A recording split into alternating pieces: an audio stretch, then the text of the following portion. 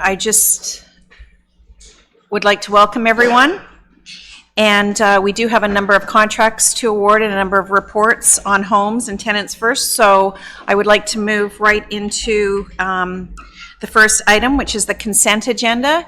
I will point out to the members that we did receive some deputations from a Cheryl Duggan, and they did relate to items 2D, E in our consent agenda.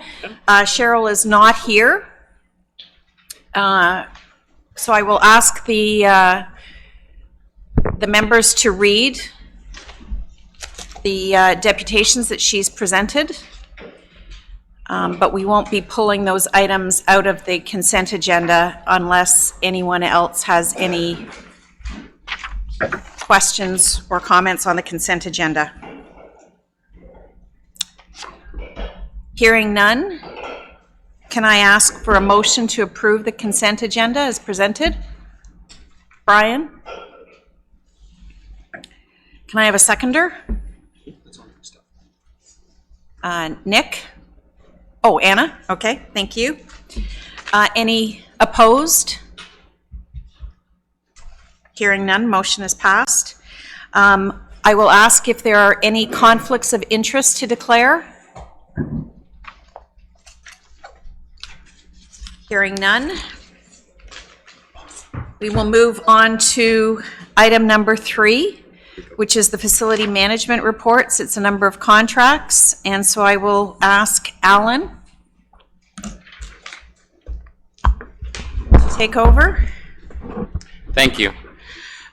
Today we have 6 awards which I'm seeking your approval on. The first 5 are for demand maintenance services for periods of up to 5 years. The approval of these awards will ensure we have contracts in place to respond to upcoming maintenance issues and provide proper services to our tenants. The approval amounts that we're asking for are upset limits over a 5-year period.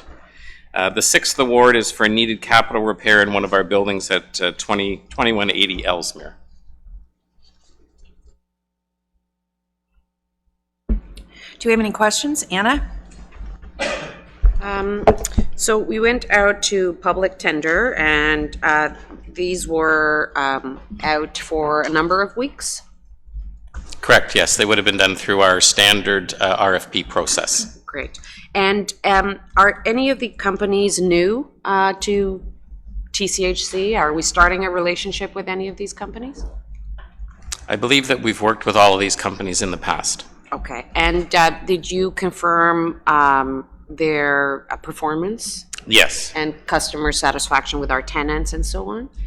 Yeah, it is part of the process. Whenever we're awarding, we do look at their past performance. We do, on every capital program that we do, we complete a contractor performance evaluation at the end of the job, and that information is stored, and then we refer back to it when we're looking at new awards. And these are all in good standing? We have all a relationship, we've checked everything? Correct. Okay. Are there any other questions? So, can I, there are a number of contracts awarded to the same contractor. I'm presuming you've confirmed that the capacity is there to deal with all these different contracts in the... Yes, correct. We always do look at capacity for the contractor before we award it. I think you're probably specifically referring to the demand maintenance ones Yes. that we're looking at. Yes. And yes, most of the contractors, actually, maybe all of them, have previously worked with us and been able, they understand our buildings, they understand the need in our buildings, and they very much understand the nature of our business, which, you know, it can go up and down as these are demand contracts, and they're ready and able to respond. And can you tell me the response time that's required? So if it's an emergency repair, it's within 4 hours. Okay. And then what we do is we do have containment that will go out to try to contain the issue so that we don't have to send out a more expensive contractor after hours. And then that contractor will be out the next day to fix.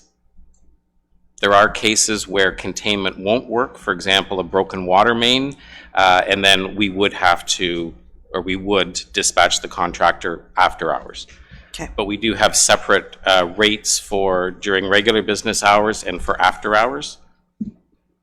Okay, and they have the capacity to do that. Absolutely. Perfect. Sheila, did you want to make a comment? Are there any other questions? Nick? Nope. Okay. So can we do these So all as one? we'll take direction from the committee as to whether or not it wants to hear in relation to all of these contracts individually or deal with them in a single motion to approve the recommendations in the reports that are before it from facilities management this morning. And all of these, I believe, given the dollar value for the demand maintenance contracts, all of those contracts will also require board approval. So I think the first 5 are recommendation to the board, and I think we only approved the Correct. last one. Correct. The contract, yes. So can we just do 2 motions? The first one, a motion to recommend to the board approval of the demand maintenance contracts, the 5 demand maintenance contracts included in our materials today. Someone move that? Brian? Could I have a seconder? Anna?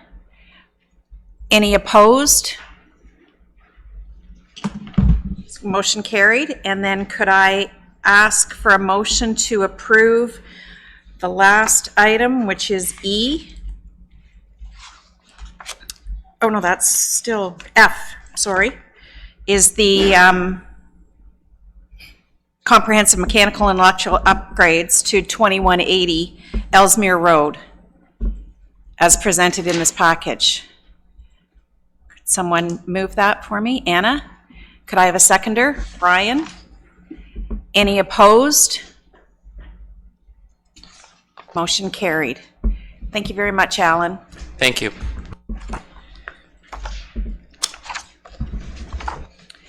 Oh, maybe I should highlight that 3A, there was a deputation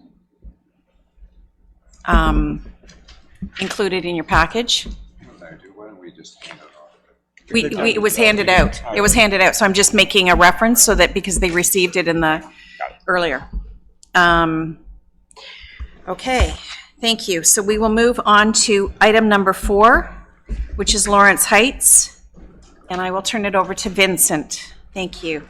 Thank you. So the purpose of this report is to obtain BIFAC and board approval for the transfer of development blocks for Lawrence Heights Phase 1, to the Lawrence Heights Phase 1 developer partner, Heights Development, Inc. The lands to be transferred are the final market development blocks within Phase 1 of the revitalization. Under the Housing Services Act, TCHC land transfers and any encumbrances such as reciprocal shared facilities agreements, require consent from City of Toronto as service manager. To obtain that service manager consent, TCHC must first provide a board resolution authorizing the land transfers. So can I ask if there are any questions or comments as it relates to the Lawrence Heights? Nick? Nope. No? So then could I have a motion to recommend to the board the approval of the, to authorize the transfer of the lands located in blocks 4, 5, 7, 10, and 11, 13, and 15, outlined in red in the draft plan plan of subdivision dated July 4th, 2019, as may be amended and prepared by WSP Geomatics Ontario Limited, from the Toronto Community Housing Corporation to Heights Development, Inc., or its affiliated title nominee for the market condominium. Authorize the encumbrance of the TCHC lands in the Lawrence Heights Northeast District with reciprocal agreements in connection with the shared facilities in the development, and authorize the Chief Development Officer or designate to take such further actions to execute any and all agreements and documents as may be necessary to give effect to the above recommendations. Could I have someone move that? Bless you, Anna. Seconder Brian. Any opposed? Motion carried. Thank you, Vincent. We will move on to item 5, which is the ITS report.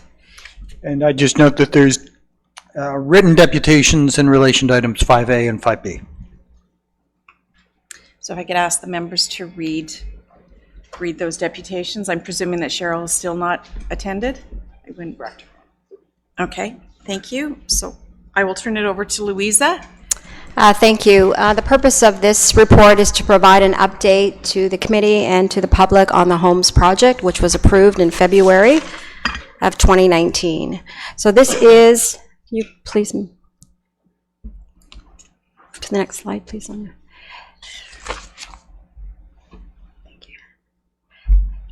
This is a 2-year project with respect to the business, which was approved on February 28th by the TCHC Board of Directors to modernize and transform how TCHC will work by implementing process improvements, gaining efficiencies, and ultimately enabling our organization to serve our tenants better.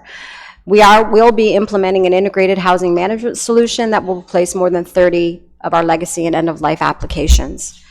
So just to get you, a project of this nature has a significant project team in behind it.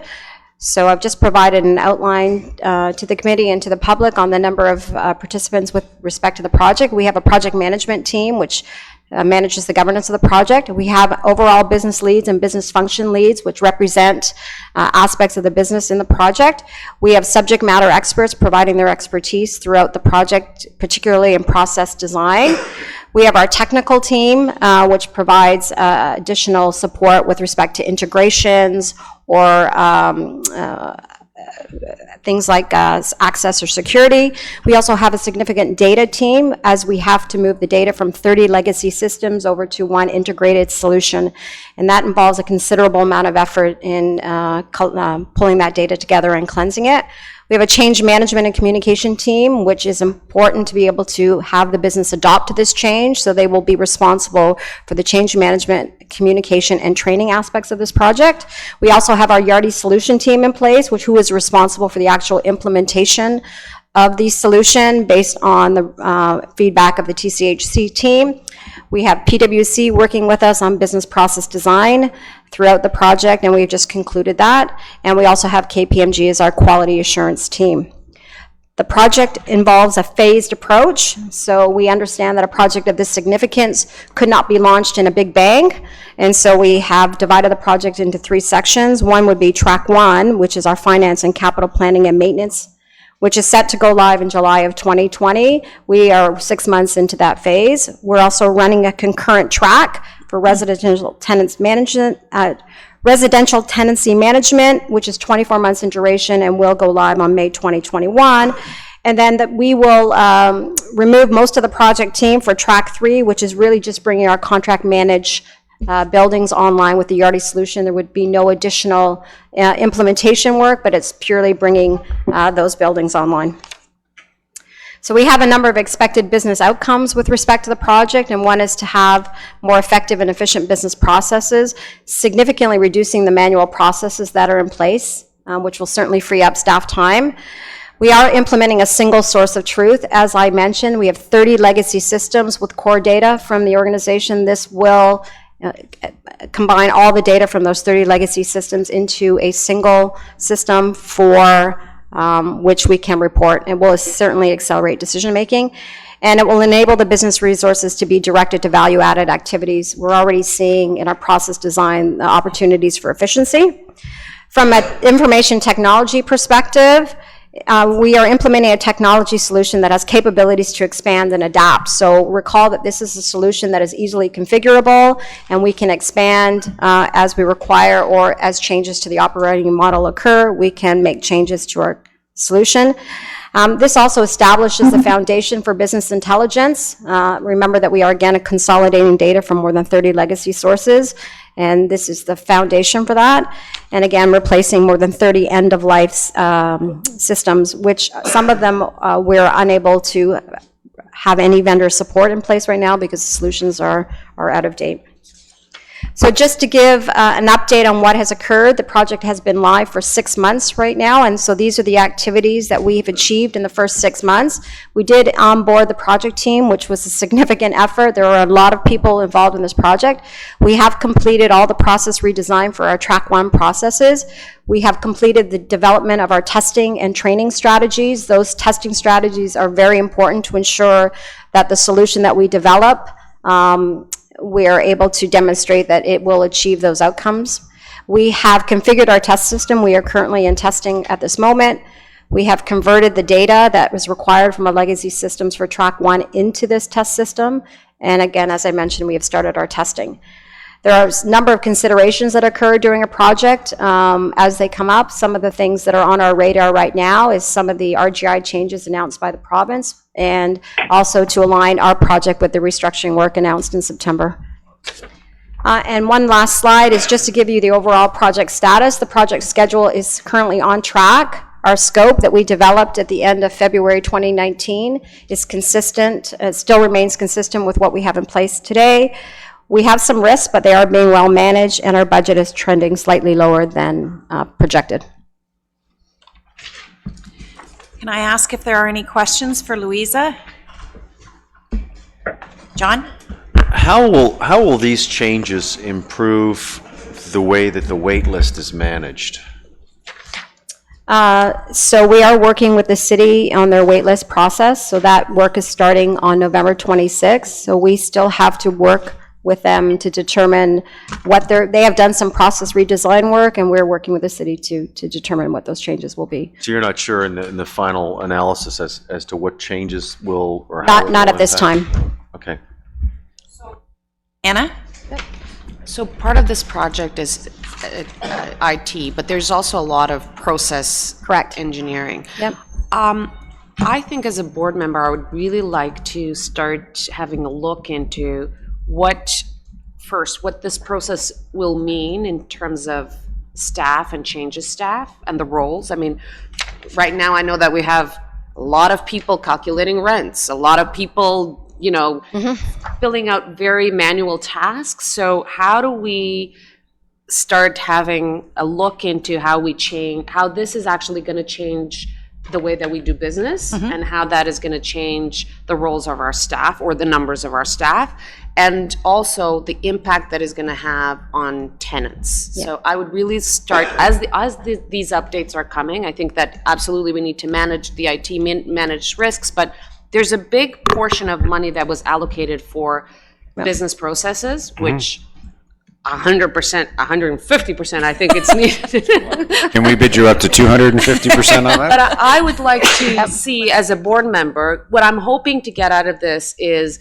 to refocus staff resources, to have better use of our resources, create some efficiencies, and to have our tenants to have better service. That's what we're all here. So I would like to start seeing how do we see that happening, and in these updates, I really want to start having a look into that. I want a window into So that. a project deliverable of this is exactly that report on what we're seeing in terms of what efficiencies that we're gaining, what impact it might have to some of our staffing or current business processes. So that is absolutely a deliverable of this project. And Kevin, you wanted to?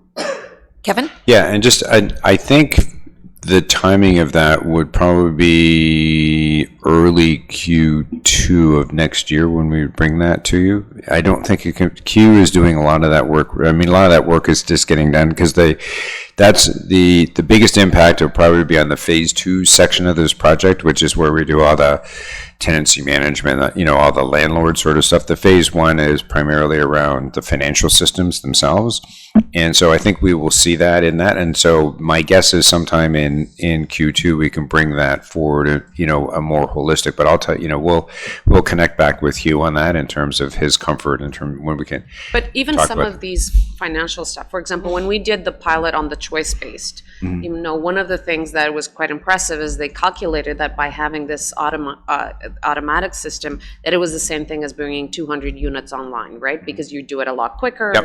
And so, I mean, I don't know, the finances, you calculate rent quicker, or you are able to respond to, you know, to identify rent not being paid quicker, so that will identify how you reach out to tenants. Like, I mean, this is a big project. It's a big capital investment that is supposed to help our staff to do a better job, and is supposed to improve the way that we deliver services for our tenants. So I want to start seeing that. Yep. And I guess to add to that, and I'd like us to have, so we can make a better use of that information and not have to get down into the management stuff that I find sometimes we do, because you spend more, so that we can be at a different level and make better decisions at our level as well. More strategic, that is actually going to be about.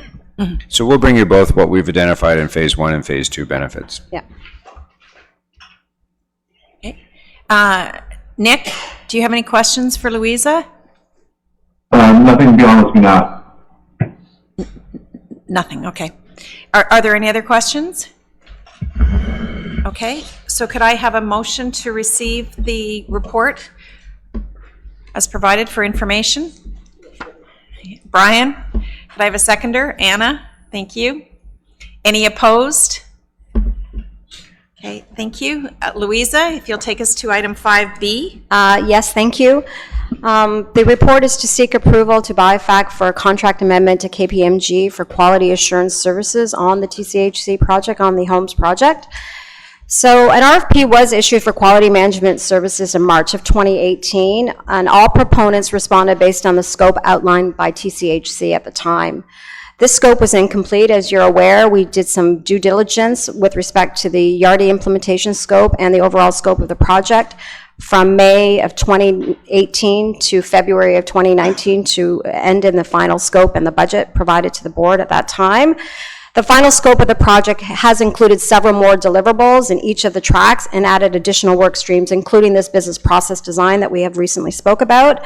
The project team also recognizes there was significant complexity within the data conversion to manage. So coordinating these activities, these various work streams, and multiple vendors has introduced additional risk to the project. Therefore, the original proposal by KPMG and the hours associated with those quality assurance services do not meet the current needs of the project based on the scope today. Therefore, this change order reflects the additional effort required by KPMG to continue to deliver those quality assurance services for all aspects of the project and for the remaining duration.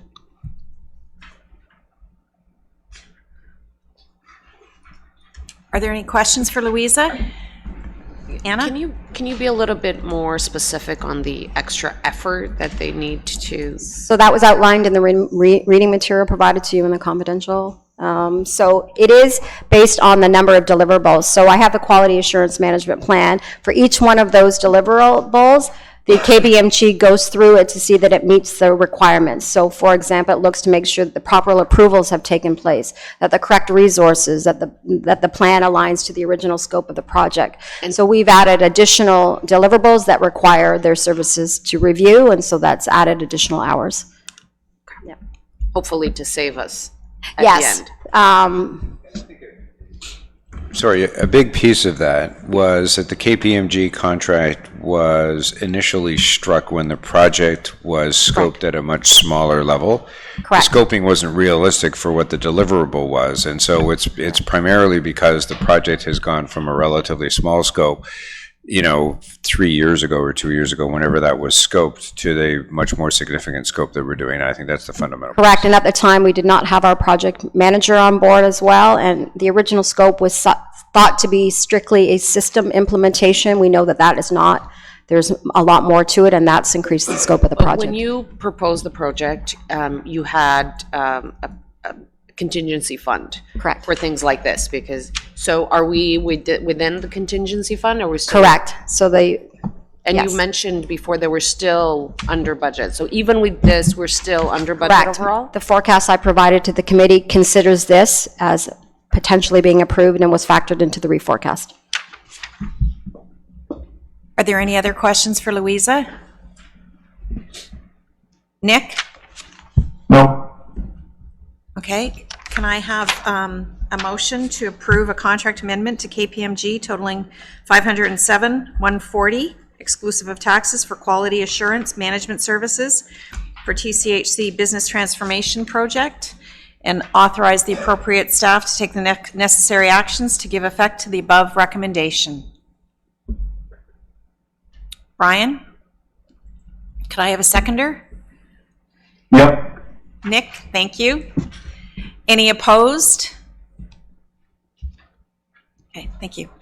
Thank you. Thank you, Louisa. And we will move to item number 6, which is an update on tenants first.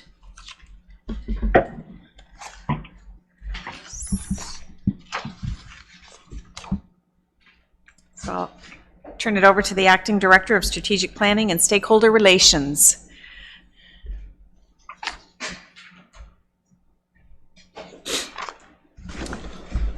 My name is Scott Kirkham. I'm the Acting Director of Strategic Planning and Stakeholder Relations. And if it works for you guys, this is a pretty short report. I can take it as read and just answer any questions, or if you'd like, I can go through it. I'm presuming everyone on the committee has had a chance to read it. Are there any questions for Anna? I'm sorry. No, sorry. I was actually distracted, sorry. Oh, So you're, Do you have any questions about the tenants first Oh. update? can I just ask about the funding formula? Sure. Was scheduled to be approved? Yeah, so it proceeded. Approved? It was approved at executive committee. It still has to go to council for full approval, and will still be subject to the city's annual budget process to actually receive the allocation from the city's budget. So it's past the first major hurdle, Yeah. but there's still process ahead of us. Okay, as long as we get over the first one. I just Anna? remembered something. I'm sorry, I sit at a few tables, so I don't remember if I asked you this or somebody else. The seniors model, the Yeah. staffing model, what's different and what's new? Was it you that I asked you this, to have that? If I asked you, if I asked the city. You might have asked the city on that, but certainly we can. What I would like to see is understand, how is the staffing model of our seniors unit now different? Right. From what it was before? And what is us and what is the LIN? I don't think this board has ever seen that. And I think that probably needs to come from the city. We can tell you what is our piece of it. I don't know, but I will make sure that I work with the city in terms of, there may be things that the Linda's staffing that I'm not aware of. But you should. It's our buildings, it's our services. It is the new seniors corporation service model that they're doing. So as we roll out as we get to the specifics of the pilot project, I'll have a better understanding of that. So yes, I will undertake to give you that, but you probably asked the city for that. Okay. Derek, can I have that as an actionable, that I would like to see, what do we have right now? And it seems like we have 3 different scenarios. We have an old, we have an improved, because we are already making improvements, right? We're adding $5 million in the budget to make improvements to the seniors. And what's the No, end we're goal? making $5 million. Just to be clear, the $5 million we're adding in the budget Or is more to staff, no? is what is the family portfolio that we're working on. If you're talking about the restructuring changes, the service enhancement changes. Aren't we added more, the model, the staff, didn't we add more staff to the seniors units? We're also adding, yes, so there's There's a different Right. service. It's just the number you quoted was not the number that, Okay, so. That's why I wanted to make sure. So there's the old, the intermediate, so it seems. Right. And then what's the end goal? right. I think this board has never seen where we're trying to get. So what I will do is we will bring forward in Q1 a joint presentation with Juliana and her team on the seniors portfolio. That I think will kind of lay out that, because then you'll have a complete picture of it. You don't control that third. The city's doing that. service integration model with the LINs is being directed and managed directly by the city. But it's still under our portfolio, so we need to understand, this board needs to see what it is. It's under our budget, it's under our portfolio still, nothing is happening, so we need to have, Well, yeah, to be clear, the staff that we are putting, the budget costs that you are seeing in the seniors portfolio are costs associated with services that we already provide. It's enhancing the services to a similar vein that we are enhancing services in the family portfolio. So it's our 416 and 79 staff already working in that. As I understand it, the LIN is committing resources. What I don't know, what I can't tell you, because I'm not aware of the specifics of it, and why I said I think a joint presentation makes sense, is their specific commitment that will deliver the services that they are looking to see benefits coming from as well. That clear? You've got a question look on your mind. Brian? I think I'll ask about that. Just with the recent announcements that we had yesterday, does that have any impact on with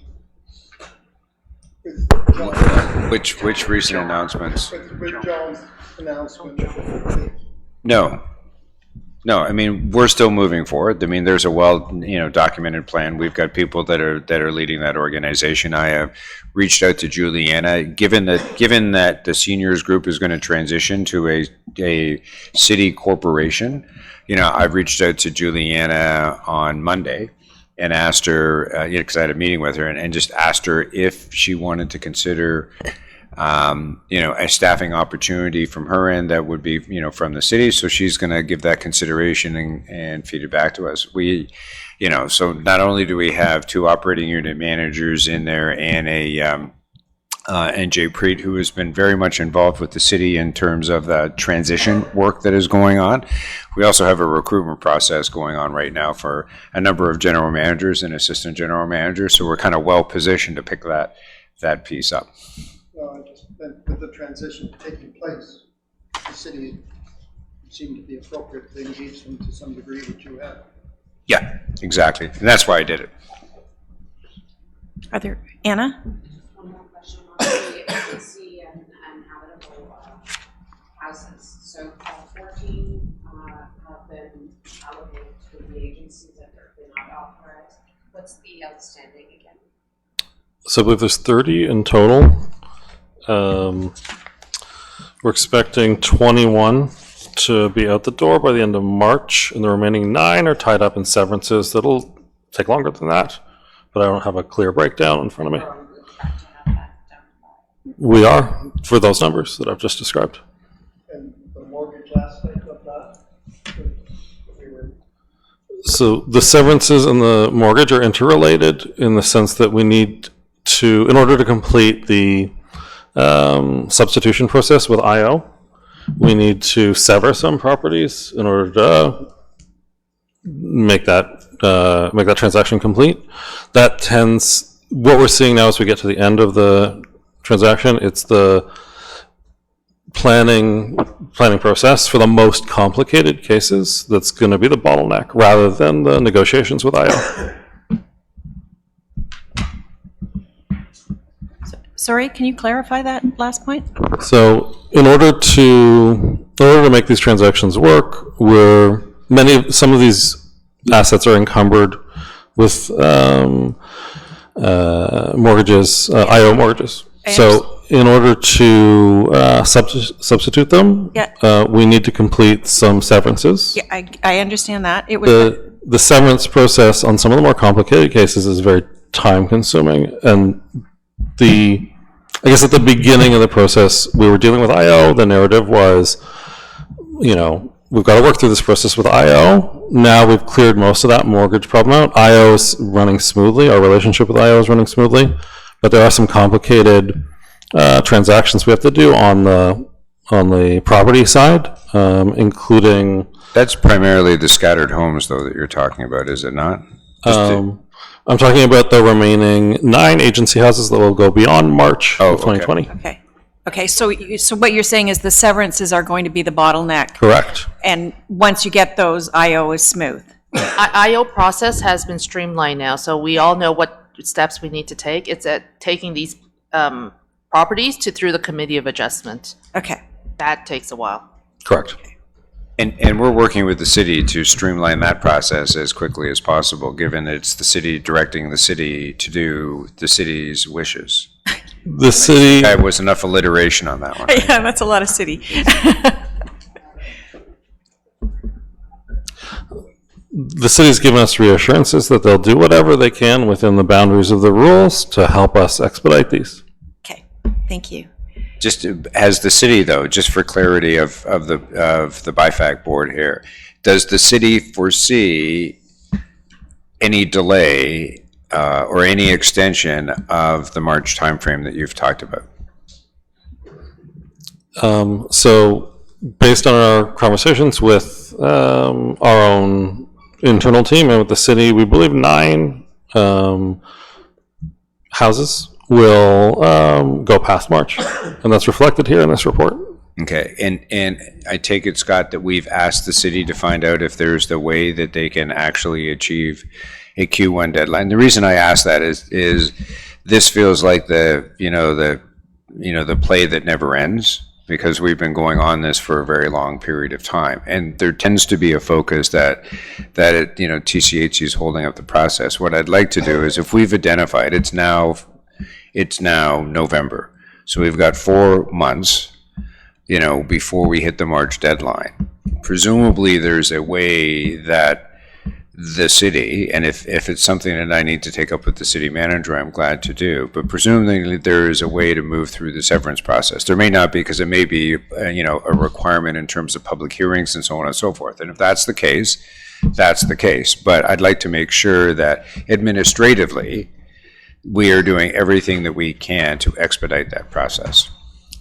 The report we have right now is based on the conversations we've had so far, but I'm hearing that it might be worth taking another run at them and seeing what else we can do, and we can always strive to do better, so I'm happy to do that. Yeah, no, I mean, essentially the question is a very simple one. Why can't we get this all done by March 31?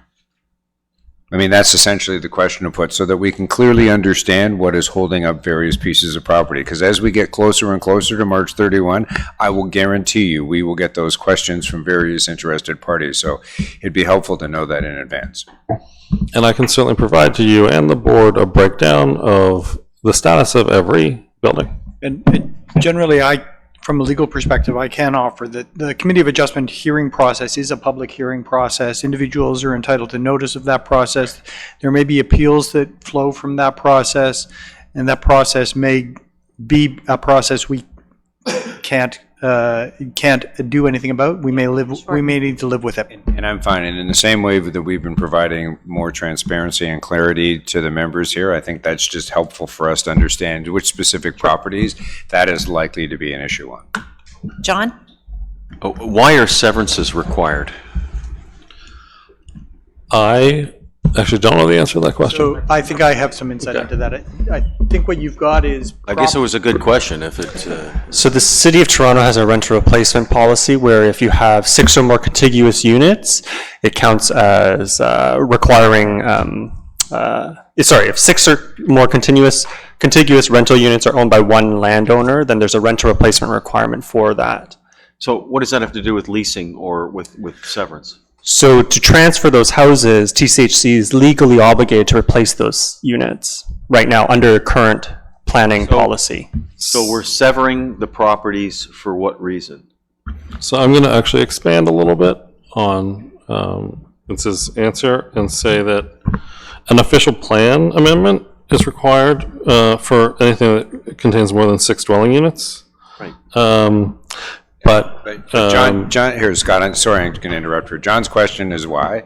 These are individual properties as opposed to multi-unit properties, and the city motion is, one of the city motions around tenants first is for us to divest ourselves of those properties. So right, and so in order to be sold, you're thinking they need to be severed. Correct. Correct, 'cause- However, could they not have been, this is something the school board used to do, could they not have been leased instead of severed, which would have moved the process along more quickly? That is Sort of not like a what- long-term, like a 99-year lease or something like that, you know, that's in fact what happened to a number of TDSB schools that were taken away and given to the Catholic school board. That is, okay, that perhaps was a venue that the city could have taken. It's not an approach that the city wanted to take, and so this is in their hands. Ownership has to change, and in order for ownership to change, the properties have to be severed. Okay. That's the way the city wants to actually drive it, yes. Crazy city. Are there any other questions? Right? Sorry, Anna, do you have a, no, oh, okay. No. Okay, so could I have a motion to receive the tenant first report as provided? Brian? Could I have a seconder? Oh, sorry, I never asked Nick if he had any questions, but I'm presuming. I'm good, thanks. Okay, thanks, Nick. Any opposed?